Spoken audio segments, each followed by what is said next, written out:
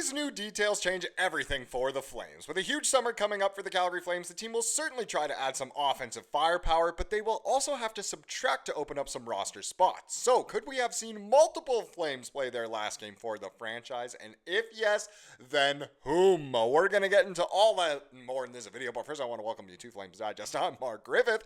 If you're new around here and you love the Flames, make sure you subscribe so you can stay up to date on all the latest news, updates, reports, and rumors revolving around your Calgary Flames. We would love to welcome you to the Flames Digest family. And let's get into this and talk about what I talked about in the intro and talk about how maybe some Flames played their final game in the beautiful red, yellow, and white jerseys. And it's interesting because there's a lot of guys who could either be traded away or their contract is up and they'll sign elsewhere. There's certain injuries that play into this, and it's very interesting overall. And the idea, of course, comes from this wonderful article here from Colton Pankew. And so he wrote 8 Calgary Flames players that may have played their last game with the team. I know it says 8. Personally, when I read the article, there's only 7. So maybe it's been updated and there's an 8th now, but we're going to get into 7 of those guys. So there's 7 Flames from last year who may have played their last game with the team. And keep in mind, this is huge because obviously there's young guys who need to come up and take roster spots. There's certain people who maybe they cost too much or Flames fans just don't really want them to be around anymore kind of thing. And like I said, we had a couple injuries this year to some players on just 1-year deals. So it'll be interesting overall. Now let's get into the main one. Of course, it's the one we talked about yesterday, and it is Rasmus Andersson. Razzie Dazzy Boo, razzle dazzle. There's a good chance that he may be on his way out, probably by next year's trade deadline at the latest kind of thing. But Flames management remained adamant all season long that they had no intention of trading Rasmus Andersson ahead of the deadline, and they held true to that word. For a long period of time, their sole focus was to get him signed to an extension this offseason, though a down year this past season may have them thinking differently. And again, is it really Raz's fault? Yes, he didn't play the best. Maybe he was playing hurt a little bit. So it statistically wasn't great. He started the year fantastically. He was staring people down, one of the most outspoken people in the media. We absolutely love the guy, but there just might not be a place for him anymore, especially with how much he may ask for his next contract. And of course, if the Flames are to trade him away, they could get a lot, I would hope, and especially go for some forwards because that's what we need. So Rasmus Andersson is that first one that may have played his last game as a Flame. And let me know down below if you think and or want any of these players to have played their last game with the Flames. I think quite a few of them will have played their last game, but it'll be interesting overall to see who that does end up being. Now let's get into the next one. Whoa, blank screen. It's Anthony Mantha. So you've got to feel for Mantha, who signed with the Flames on a 1-year prove-it deal in hopes of getting a better contract this coming offseason. Well, he wound up playing just 13 games before suffering a torn ACL. Yes, it was a long time ago, and he was honestly playing decently well. I wouldn't say he played amazing in all 13 of those games, but it definitely looked like he was going to have a great NHL contract coming up. So Mantha played relatively solid in the short stint, scoring 4 goals and 7 points. He's a valuable player, but with several prospects knocking on the door for a full-time NHL gig, it's hard to envision management bringing Mantha back. And I honestly do agree.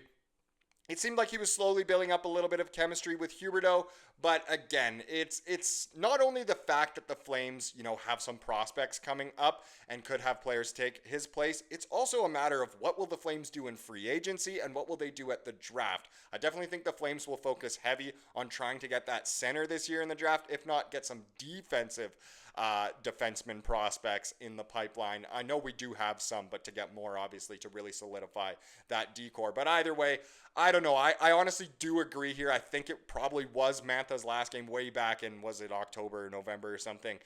So I do feel for the guy, and I hope he will pick up another contract. Totally depends on, obviously, how his recovery goes, but I think he'll be one of the Flames of all time with those 13 total games. Next one here, Joel Hanley, Mr. Nacho himself. So what a season it was for Joel Hanley. Many question why the 33-year-old made the team out of training camp as he struggled to get into the lineup through the first few months of the season. After that, however, he was relied on heavily by head coach Ryan Huska as a fixture in the top 4. I would not mind bringing Joel Hanley back. Again, it totally depends on what the plans are with some of the younger prospects. Hanley's not a bad guy to have around, and he's truly reliable. He played great with Weegar, so I don't think it's bad to have him in the system. Again, Is it getting more jumbled up? For sure. Would he be, an 82 game player? I definitely don't think so. Wouldn't be terrible to have him around, but after the season he had, if he can go make money elsewhere, I don't think anyone's going to blame him.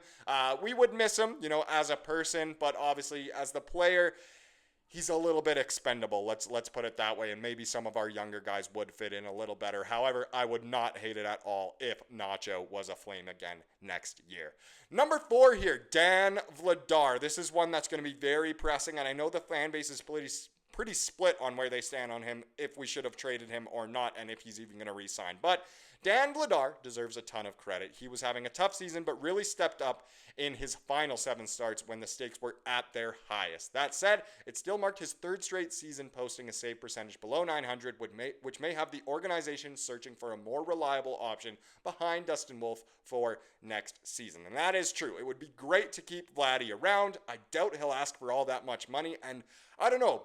A lot of times when it comes to goalies, the market just looks at stats. So that sub 900 save percentage 3 straight years, you'd think he might not get all too much interest. And maybe the Flames would offer him the highest contract. So you never know. Again, we'll see what happens once July hits. But I wouldn't mind it at all if Vladar does come back. I know a lot of people are still really high on Cooley. I don't think you're paying attention to what happened with the Wranglers this year. Yes, they were phenomenal for a long time, and so was Cooley. The Wranglers really fell off hard, and so did Cooley. I still think he's great. I think he can be a great backup, but we might have even better backups in the pipeline, to be quite honest. But Vladar, for next season, especially if the Flames want to be good, not a bad option at all, but I could definitely see him leaving as well. Next one, Kevin Rooney. So Kevin Rooney took a lot of heat from Flames fans this season. The 30-year-old one, what did I just say? The 31-year-old doesn't provide much of any offense, as shown by his 5 goals and 10 points through 70 games, though that isn't all that uncommon for a fourth-line center. I'm so sorry. I'm absolutely exhausted, if I'm being honest. But it's true. Would any of us miss Kevin Rooney, the player? Not really. Would some of us miss Kevin Rooney, the guy? Yes, he seems like a very good guy, but he just is such a fourth-line center type that's very easy to find on the market. Plus, look at what we just had with a guy like Sam Morton. If he can come up, he brings a little bit more speed and just intensity and energy than maybe a Kevin Rooney would. Obviously, Kevin Rooney has a lot of things over a person like Morton: experience, defensive capabilities, the skill, just that veteran presence and grit. But overall, I definitely think Kevin Rooney played his last game in a Flames sweater. That being said, I definitely wish the best to him in wherever he does end up signing, because he'll definitely be offered NHL contracts. And honestly, I know it wasn't the best season for him, but I have nothing but love for the Rune dog. Second last one here, Justin Kirkland. So another injury-based one. So his season didn't last very long, but Justin Kirkland became a fan favorite in Calgary in a very short time. The 28-year-old was limited to just 21 games due to an ACL tear, during which time he scored 2 goals and 8 points while establishing himself as a true threat in the shootout. I think the Flames will offer Kirkland a deal.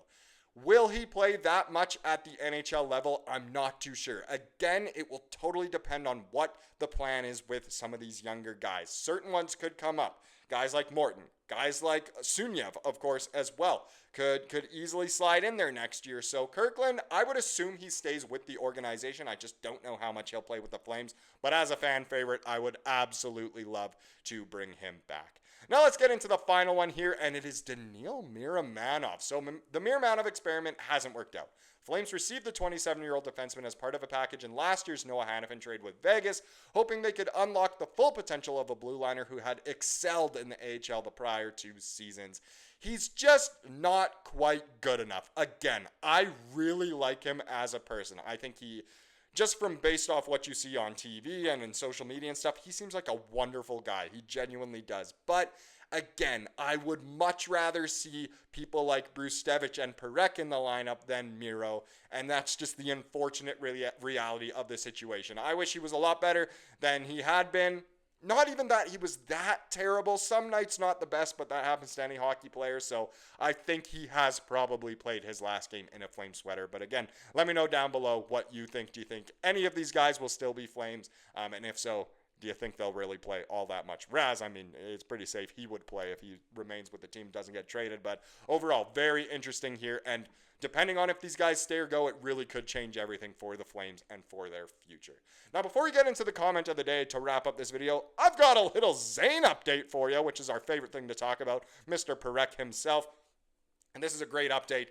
Yesterday, we went over 4 players from the Flames who will be representing their countries at the IIHF World Championships. We have another to add to the list, and it is Mr. Zayne Parekh, the man who wasn't selected for Team Canada's World Junior team. Will get the chance to play with them at the World Championship. Well, I mean, fingers crossed he'll actually get to see some ice time, but I'm sure he will. To take it a little bit further, Darren Dreger was the one who tweeted out, so hearing Zayne Parekh will be joining Team Canada for at least some exhibition games for the men's Worlds, both eligible, well, Parekh and Martone there, both eligible for World Junior selection next year, so a nice bridge between programs. It totally depends. I don't know. I'd like to see Parekh just play 82 games with the Flames next year, but obviously there's a chance he could play with the World Juniors, and I really hope he does actually stick with the IIHF World Championship team here, and it's not just for some exhibition games, because let's face it, he's really, really good, and it would be so exciting to watch him play with Team Canada, especially with Weegs as well. Now let's wrap up this video with the comment of the day, as we love to do here on the channel. It comes from yesterday's video, and it comes from a good old regular around here. It comes from Pepe. Now Pepe said, like most former Flames players, I wish Raz nothing but the best if he gets traded. He has been a great Flame. 100% true. Can't say it any better than that. I feel like it's time for both sides to move on. I would love to see him in Florida with Bennett and Matthew if I had my wish. Very interesting. Maybe we could get a good offensive package back from the Panthers for Mr. Razzle Dazzle there.